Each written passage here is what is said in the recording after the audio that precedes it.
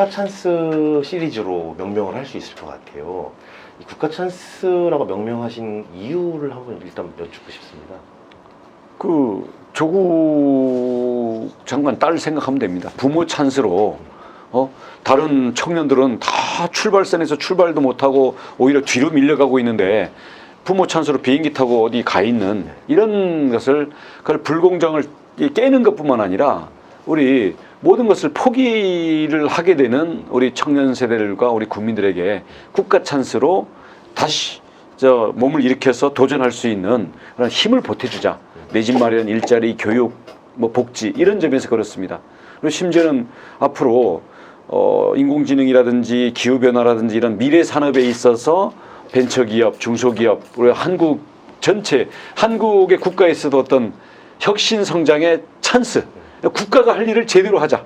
성장해서 또는 이 격차의 어떤 공정한 기회의 마련에서 국가가 할 일을 제대로 하고 국가가 하지 말아야 될 일들, 지금 예를 들어서 문재인 정부가 했던 수많은 이 정책의 실패들 있잖아요. 이런 걸 하지 말자. 이제 그런 것들을 가지고 이렇게 정리를 해놓은 거죠.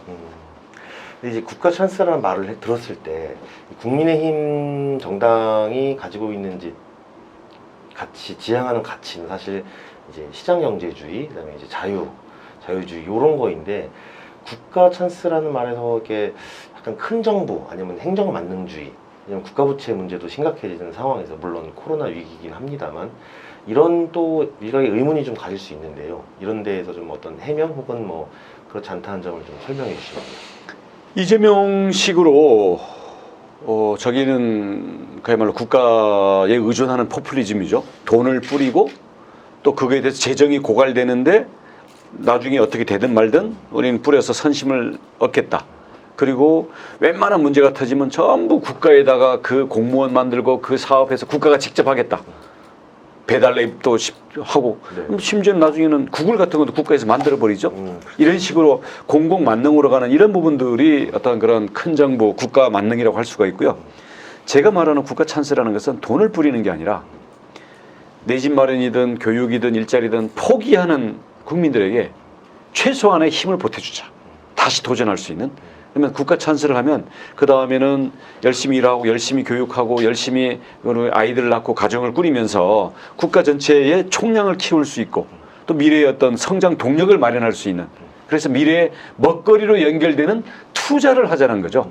그래서 돈을 뿌리는 게 아니라 기회를 뿌리는 거고 사람들에게 어떤 결과물을 주는 게 아니라 도전할 수 있는 기회와 과정에 대해서 한번 밀어주는 거고, 그런 면에서는 큰 정부 작은 정부를 떠나가지고 저희는 할 일을 하고 또 시장 경제와 개인들의 창의를 최대한 촉진하는 그런 똑똑한 정부를 추구를 하죠. 그거의 근간이 되기 위해서 지금 이번에 마련하신 국가 찬스 1호 대표 공약은 국가 찬스 2호는 내 집 마련에 국가가 지분을 투자해주는 반반주택입니다. 이거는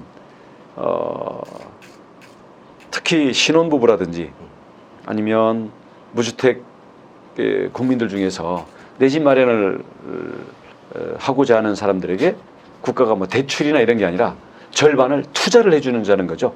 그러면 국가랑 그 개인이랑 반반씩 공유를 하게 되는 거예요. 나중에 저축돼서 국가 지분을 인수하면 싼 가격에 100% 자기 집을 만들 수 있을 거고요. 이제 자기 재산 형성이 좀 늦어지면 그냥 실거주하는 데는 문제가 없고요. 왜냐하면 싼 국채 이자만 내면 되니까. 그런 면에서는 지금 주택 공급을 늘려가지고 주택 시장 전체를 안정시키는 것과 함께 개인들에게 그 내 집 마련의 기회를 연결시켜줘야 되기 때문에 이것은 개개인들에게 내 집 마련의 기회를 연결시켜주는 그런 정책이고요. 부동산 시장 전체를 안정시키기 위한 것은 공급이라든지 이런 것들이 병행이 돼야 되겠죠.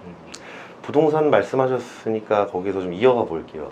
부동산 세금 문제가 가장 또 현실적으로 유권자들에게는 관심사입니다. 부동산 세제에 대해서 생각하시는 구상은 어떠세요? 저는 1가구 1주택 그리고 소득이 실현되지 않은 부분에 대해서는 세금을 면제하거나 유보를 시켜줘야 된다고 생각합니다. 무슨 얘기냐면 예를 들어서 양도세 같은 경우에도 자 내가 18평 살다가 24평 가겠다. 아이가 하나 생겨서. 그러면 자 옛날 살던 작은 집이 값이 올랐다는 것 때문에 그 차익에 대해서 세금을 50% 70% 매겨버리면요. 그 판돈으로 새 집으로 이사를 못 가요. 그렇죠. 이거는 안 된다. 만약에 내가 집을 팔아서 그 돈을 고스란히 다 현금화한다. 그런다면 세금을 매겨야죠. 그래서 양도세는 내가 실거주에 이사를 계속 가는 한에 있어서는 유예를 시켜주고 이거를 전부 현금화 시켰을 때 양도세를 매기자. 네. 이렇게 가는 거고요. 네. 보유세도 네. 뭐 저는 보유세는 강화해야 된다고 봅니다. 비싼 집 갖고 있는 사람 세금 많이 내야 되죠. 근데 그 정도의 소득이 뒷받침되느냐를 봐야 되는데 예를 들어서 노후에 집 하나 덜렁 갖고 있고 이걸 전세에 놓는 것도 아니고 그냥 자기가 살고 있는 거에 불과한데 소득이 안 나오는데 여기에다가 중과세를 계속 매기면 집을 팔아서 세금을 내라는 얘기 아닙니까? 그렇죠. 그러니까 자산을 해체시킨다거나 아니면 실거주의 어떤 어떤 실질적인 그 필요성 여기에 대해서 세금을 매김으로써 이것을 포기하게 만드는 그런 국가의 그런 세금은 매기면 안 된다. 네. 그런 의미에서는 보유세도 소득이 따라오지 않는 부분에 대해서는 이거를 연기시켜주거나 면제를 해줄 필요가 있을 것 같고요. 그렇지 않고 정말 연예인들처럼 돈 왕창 벌어가지고 뭐 집 몇 채씩 사겠다. 세금 많이 매겨야죠.